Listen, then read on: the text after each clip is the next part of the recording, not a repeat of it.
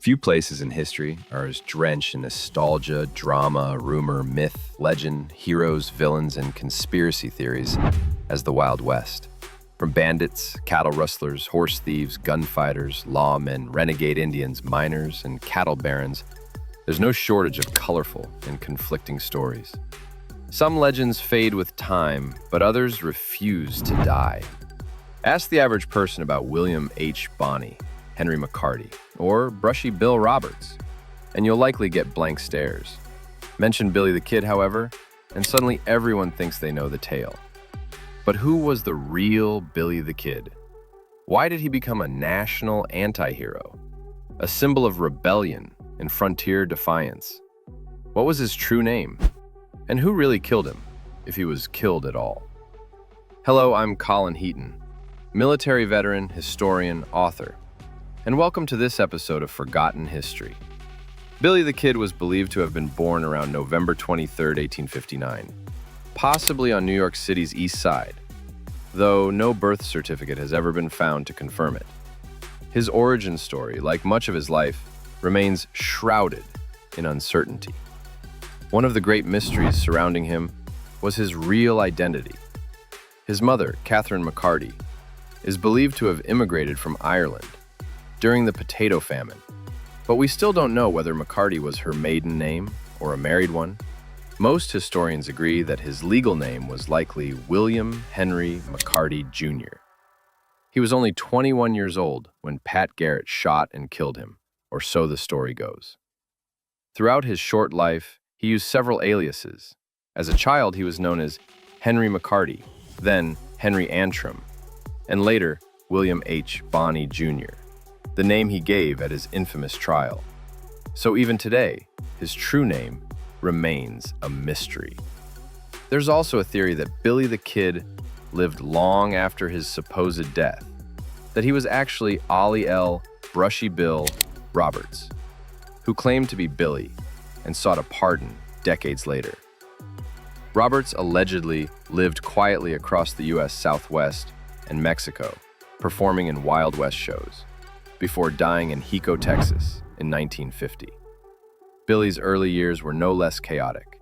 After the family moved to Kansas, his father died under unclear circumstances.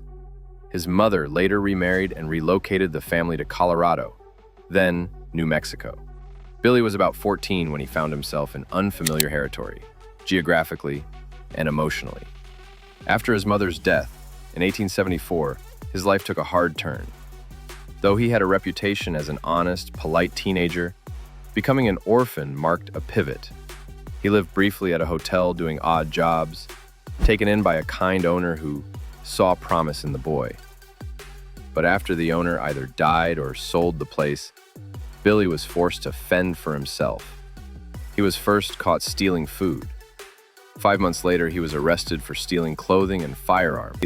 He joined several gangs, participated in robberies, and was soon wanted for murder in New Mexico, setting him on the path to become one of America's most infamous figures. What wasn't in dispute was that Billy the Kid was only 18 when he killed his first man. By most accounts, he hadn't set out to be a killer, at least not at first. He tried, in his own way, to stay out of serious trouble. But trouble has a way of finding those who fall in with the wrong crowd, and Billy found himself surrounded by guns, grudges, and ambition. The legend claims he killed 21 men, one for every year of his life. But careful research suggests the real number was closer to 8 or 9. The crucible that forged Billy's reputation was the Lincoln County War, a bloody conflict over cattle, land, and power in the New Mexico Territory. It launched the violent careers of several well-known figures: Sheriff William J. Brady, James Dolan, Cattle King John Chisholm, Jose Chavez y Chavez, Alexander McSween, Lawrence Murphy, and of course, Billy the Kid. The war ignited on February 18, 1878, with the cold-blooded murder of English rancher John Tunstall, gunned down by Jesse Evans and members of the Dolan faction, including allies from Sheriff Brady's office.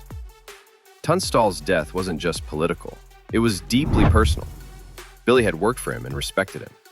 Tunstall was fair, kind, and for many drifting young men like Billy, something rare. a guiding figure who offered purpose. His killing was witnessed by a group that would soon call themselves the Regulators. Fred Waite, Richard Brewer, John Middleton, Henry Newton Brown, Robert A. Wiedemann, and Billy the Kid among them. Fueled by grief and fury, they vowed to bring the killers to justice. But justice in Lincoln County wasn't blind, it was bought. The local courts, law enforcement, and even the governor's office were in the pocket of Murphy, Dolan, and their network of loyalists. Nevertheless, Billy and the other Regulators were deputized by Lincoln County Justice of the Peace Constable Martinez. Armed with legitimate warrants, they attempted to arrest the killers. Sheriff Brady responded by throwing Martinez and his deputies in jail, declaring their authority invalid. The standoff escalated. On March 9, 1878, the Regulators captured Buck Morton, Dick Lloyd, and Frank Baker, 3 men tied to Tunstall's murder. Tensions flared. The Regulators debated executing them on the spot. One member, William McCloskey, opposed the idea and tried to intervene, but the others overruled him. Soon after, all 3 captives were dead, allegedly shot while trying to escape, though few believed that story. Meanwhile, Tunstall's other killers met their fates. Tom Hill was killed, and Jesse Evans was badly wounded while robbing a sheep herder near Tularosa. He was arrested later on an unrelated federal charge for stealing from an Indian reservation. The Dolan faction, however, wasn't finished. They worked behind the scenes, pulling legal and political strings. Sheriff Brady coordinated with Territorial Attorney General Thomas Benton Catron and Governor Samuel B. Axtell. Under pressure from these elites, Axtell declared that John Wilson, another justice of the peace aligned with the Regulators, had been unlawfully appointed, stripping him of authority and throwing the already chaotic legal system into further disarray. Wilson had deputized the Regulators and issued warrants for the men responsible for Tunstall's murder. But the new ruling from Governor Axtell rendered all of Wilson's actions illegal, stripping the Regulators of their authority and dismissing the U.S. Marshal, leaving Sheriff Brady as the sole legal power in Lincoln County. On April 1, 1878, the Regulators retaliated, ambushing and killing Brady, along with Deputy George W. Hinman in broad daylight. Soon after, a deadly shootout erupted at Blazer's Mill when the Regulators encountered Buckshot Roberts, another of Tunstall's killers. Though Roberts was killed, he managed to fatally wound Regulator leader Richard Brewer and injure Billy the Kid, along with 3 others. Brewer's death led to Frank McNabb being elected as the new leader. On April 29, 1878, Sheriff Pepin's posse, including members of the Jesse Evans gang and the 7 Rivers Warriors, ambushed the Regulators. McNabb was killed, several Regulators were wounded, and others either escaped or were captured. The next day, retaliatory violence continued in Lincoln, where Tom Green, Charles Marshall, Jim Patterson, and John Galvin of the 7 Rivers faction were killed. Reports suggest that Billy and his men may have exchanged gunfire with U.S. soldiers during the melee, an act that drastically escalated the stakes. With tensions at a boiling point, the Regulators hunted down Jesse Evans' gang member, Manuel Segovia, and allegedly shot him while he tried to escape on May 15. On July 15, the Regulators were cornered by Dolan's forces while holed up in the Ellis General Store and McSween's house. The standoff dragged on for 3 days until Colonel Nathan Dudley and a detachment of soldiers arrived, bringing artillery that forced the Regulators to scatter. On July 19, Dolan's men set fire to the house. Susan McSween, widow of Alexander, along with another woman and 5 children, were granted safe passage. The men inside, however, fought to the end as the flames consumed the building. McSween was killed in the blaze. The Lincoln County War effectively ended there. Lawrence Murphy succumbed to cancer soon after, and while Dolan was indicted for Tunstall's murder, he was never convicted. He eventually seized Tunstall's property and died in 1898. With the war over, the Regulators became fugitives. In December 1880, Billy the Kid was captured by Sheriff Pat Garrett, charged with murder and sentenced to hang. Yet, on April 28, 1881, he escaped from jail, reportedly with help, killing 2 deputies during his flight. He remained at large until, as legend tells it, Garrett tracked him to the home of Pete Maxwell and ambushed him in the dark on July 14. A single shot ended the life of the kid. Or so the story goes. Billy the Kid's grave is said to lie in Fort Sumner, New Mexico, the very place where he was reportedly gunned down. But the events following his death were anything but straightforward. Confusion set in almost immediately after the killing. Milner Rudolph, the local postmaster, arrived from his home 6 miles away early the next morning to conduct an official investigation. When he got there, he found the townspeople both uneasy and visibly angry, concerned more about their safety than the law. At the time, Pat Garrett, along with deputies Poe and McKinney, had barricaded themselves inside a bedroom in Pete Maxwell's house, the very room where the shooting had taken place. Strangely, Rudolph learned that a prior inquest had already occurred a few hours earlier, before anyone thought to send for him. According to statements made years later to the editor of New Mexico magazine, local businessman Apia Nia claimed that he and another man had served as part of that first informal inquest. When Rudolph finally entered the room to begin his own official inquiry, he was told by locals that the corpse on the bedroom floor was the man Garrett had killed, Billy the Kid. Rudolph proceeded with a formal coroner's inquest, bringing in 5 witnesses, and held the entire proceeding right there in the room with the body. However, this account contradicts Pat Garrett's own written version of events. In his book, Garrett claimed that Billy's body had been immediately taken to a carpenter's shop after the shooting. That raises a compelling question. If the body had already been removed, why was it reportedly back in the bedroom when Rudolph arrived? Garrett and Maxwell both gave testimony to Rudolph and his 5 witnesses, attempting to reconstruct the shooting, but the inconsistencies between these early reports and Garrett's later version cast long shadows of doubt and have fueled decades of speculation over whether the man buried in Fort Sumner was truly Billy the Kid. When Milner Rudolph completed his investigation, he submitted the required coroner's report, signed by the jury of witnesses he had assembled. The second inquest officially stated that William Bonney, better known as Billy the Kid, had been killed by a gunshot to the left breast, near the heart, fired from the pistol of Sheriff Patrick F. Garrett. The verdict concluded it was a justifiable homicide, and further praised Garrett, stating that he deserved the gratitude of the entire community and should be rewarded for his actions. But instead of closing the book, this only deepened the mystery. Despite legal protocol, the coroner's report was never filed in the official San Miguel County records, where it should have been preserved. Adding to the confusion, Fort Sumner Justice Alejandro Segura made no mention of the second inquest in any official capacity. Why were there 2 inquests to begin with? According to A.P. Anaya, the local businessman who claimed to have participated in the first inquiry, his original verdict, signed alongside a friend, mysteriously disappeared. Anaya later alleged that Garrett and Manuel Abreu, Pete Maxwell's son-in-law, fabricated a replacement report, rewriting it with more dramatic language for the record. Even more troubling was that several names on the second report belonged to men who had not participated in the first inquiry at all. Their signatures were not only unfamiliar, they were misspelled, suggesting possible forgery, with suspicion falling squarely on Pat Garrett. And the contradictions didn't stop there.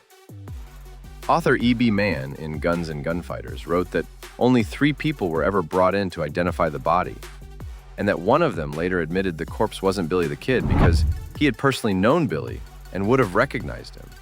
These mounting discrepancies led to widespread doubt, especially among those familiar with how post-mortem procedures were typically handled in the Old West. In high-profile killings, especially those involving famous outlaws, it was customary for lawmen to take photographs with the dead body and display the corpse publicly. This helped ensure proper identification and prevented cases of mistaken identity. But in Billy the Kid's case, there were no photographs, no public display, and no clear proof that Garrett had actually killed the man he claimed. The haste of the second inquest, the speedy burial, and the missing documentation all pointed toward a larger cover-up, or, at the very least, a gross mishandling of justice. Garrett, a man with well-known political ambitions, would have had every reason to follow proper procedure, especially taking a photograph with the body, a common practice in the Old West when dispatching a famous outlaw. Such an image would have served as powerful propaganda for any future political campaign. But that only held value if the man he killed truly was Billy the Kid.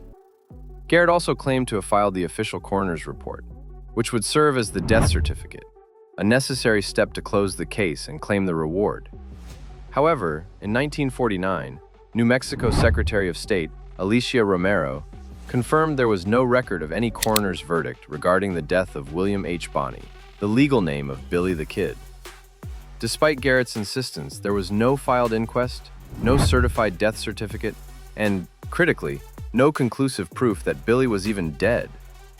Garrett's attempt to collect the $500 bounty was denied for precisely that reason. Without documentation, the state couldn't confirm that Billy the Kid had died. Legally, he was still alive. In response to the mounting scrutiny and the bounty rejection, Garrett commissioned a third coroner's inquest. But this effort suffered from the same credibility issues as the previous reports, namely, signatures from individuals who never saw the body and, in some cases, didn't even know Billy the Kid personally. The third report raised more questions than answers, further damaging Garrett's credibility and feeding the belief that something had gone wrong, either through bureaucratic incompetence or outright deception. What remains most puzzling is the haste with which the body, whoever it may have been, was buried.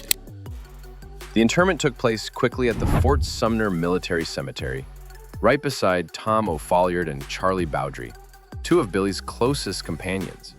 Yet, to this day, there exists no confirmed death certificate, no verified burial record, and no photograph of the corpse. The lack of these key documents continues to fuel the belief that the legend of Billy the Kid didn't end on July 14, 1881, but merely shifted into the realm of enduring mystery. It wasn't until February 18, 1882, 7 months after the supposed killing, that Pat Garrett finally received the bounty for Billy the Kid. It took more than justice or paperwork. It took politicking, drinks, and favors.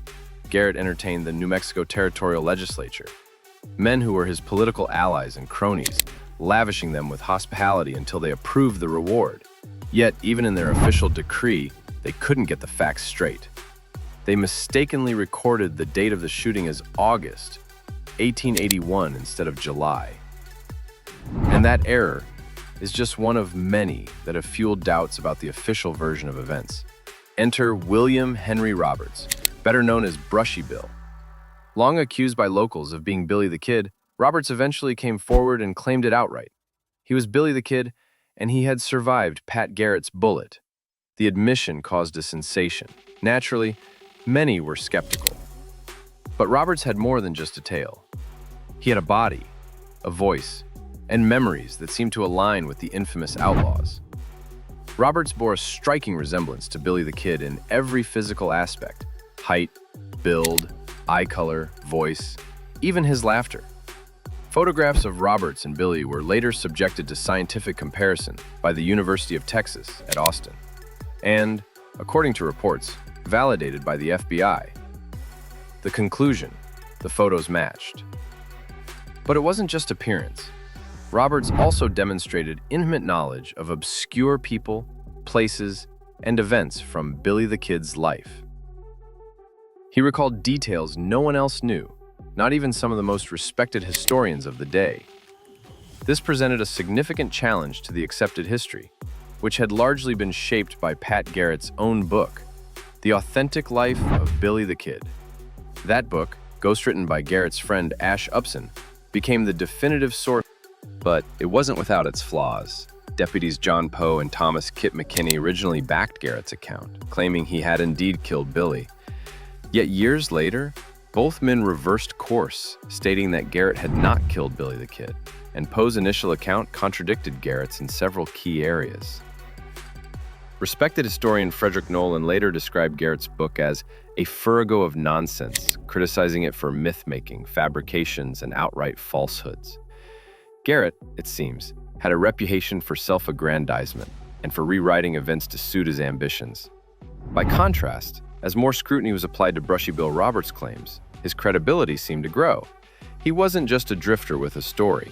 He may very well have been the man history declared dead in 1881. Another compelling piece of evidence in support of William Henry Brushy Bill Roberts came after his death. A family Bible was discovered among his belongings. Inside were recorded the names of family members such as Bonnie, McCarty, and Antrim, each of them aliases historically linked to Billy the Kid. For those who believed Roberts' claim, this was further validation that he wasn't simply spinning a tall tale, but possibly revealing the truth that history had buried, literally and figuratively. Of course, not everyone agreed. Detractors argued that Roberts couldn't be Billy the Kid for several reasons. One claim was that Billy the Kid was right-handed, while Roberts was reportedly left-handed. Another objection was that Billy spoke fluent Spanish, but Roberts allegedly did not. And finally, many insisted that Roberts was not William Henry Roberts at all, but rather Oliver P. Roberts, a man with a documented past that diverged significantly from the life of Billy the Kid. But these objections fall apart under scrutiny. Roberts was actually ambidextrous and did speak fluent Spanish. More importantly, he knew things, obscure, granular details about Billy the Kid's life, enemies, friends, and movements that no outsider could have pieced together. His knowledge was encyclopedic and eerily precise. According to Roberts, the man killed by Pat Garrett was not Billy the Kid at all, but a close friend named Billy Barlow. Barlow, he claimed, was half Mexican, bore a resemblance to Billy, but had darker skin and a dark beard, features inconsistent with the known descriptions of Billy the Kid. One particularly telling moment came from J.H. Kugler, editor of the Las Vegas Gazette, who personally interviewed Billy the Kid a few months before the Fort Sumner shooting. The Kid was in town awaiting transport to Mesilla for trial. Kugler described Billy as youthful and light-featured, writing, "There was nothing very mannish about him in appearance, for he looked and acted a mere boy. He is about 5 feet 8 or 9 inches tall, slightly built and lithe, weighing about 140, a frank, open countenance, looking like a schoolboy, with the traditional silky fuzz on his upper lip, clear blue eyes. Until next time, keep questioning the legends and never stop digging for the truth. Don't forget to like, subscribe, and hit the bell so you never miss another episode of Forgotten History.